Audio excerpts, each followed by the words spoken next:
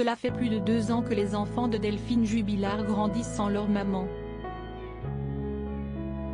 Le 15 décembre 2020, Louis et Elia ont passé une dernière soirée avec leur mère avant qu'elle ne disparaisse dans la nuit. Depuis, ils vivent chez leur oncle et leur tante puisque leur père est derrière les barreaux, mis en examen pour meurtre sur conjoint. Plus de 2 ans après la disparition de Delphine Jubilard, sa belle-mère a pris la parole pour la toute première fois. Dans les colonnes du Parisien ce mercredi 19 avril, Nadine Jubilard se livre comme jamais. Notamment sur la première fois qu'elle a croisé l'infirmière.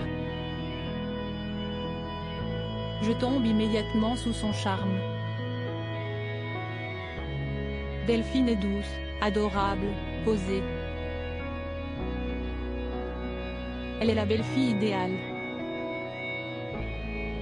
Elle est encore au lycée et rejoint l'année suivante l'école d'infirmière d'Albi, confie-t-elle. Ils s'installent ensemble dans un appartement. Cédric, lui, est en capitale, il se forme au métier de peintre plaquiste. Depuis que Cédric Jubilard est emprisonné, c'est elle en partie qui s'occupe de Louis et d'Elia au quotidien. J'essaie d'assurer mon rôle de grand-mère du mieux que je peux. Avant de sortir de chez moi, je leur mets des bonnets sur la tête et des masques sur le visage pour les protéger des photographes et des caméras, s'est-elle souvenue auprès de nos confrères. À l'époque de la disparition de Delphine Jubilard, elle a décidé de ne parler avec l'aînée de l'infirmière. Je prends Louis en tête-à-tête dans le bureau et je lui dis, « Maman est partie se promener, elle s'est perdue dans la forêt, on fait tout pour la retrouver et elle aussi fait tout pour retrouver son chemin », a-t-elle raconté aux Parisiens. À ce moment-là, Louis a eu une phrase au crève-cœur, il me répond, « Mais elle dort où maman ?» J'ai dû alors inventer quelque chose en disant qu'elle avait probablement trouvé une cabane dans la forêt. Au fond de moi, je suis dans l'angoisse totale. Cédric Jubilard ne parle pas de sa vie en prison lors de la première année de prison de son fils. Nadine Jubilard n'a eu aucun contact avec lui car elle ne le voulait pas. Je me l'interdisais, tout simplement. Puis j'ai recommencé à lui écrire et il m'a répondu.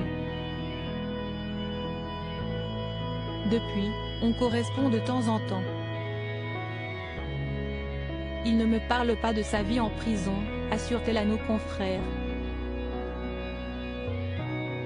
Il réagit à ce que je lui raconte sur les activités que j'ai avec les enfants lorsque Jeanne est la garde, si tout.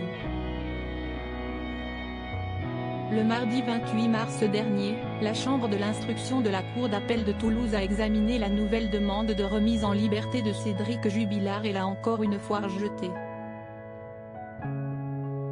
Quelques jours auparavant à la barre, le plaquiste avait évoqué Louis et Elia, « Je n'ai fait aucun mal à Delphine et mes enfants me manquent ».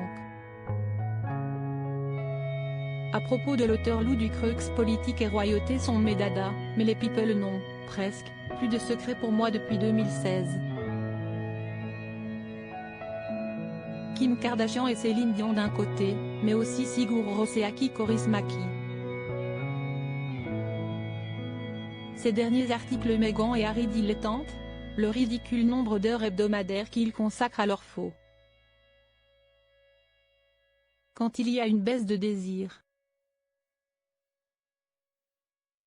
Le secret de Léna Guillou pour ne pas se lasser d'Adil Rami. Brigitte Macron, un très proche collaborateur sur le départ après un épisode pour le moins gênant,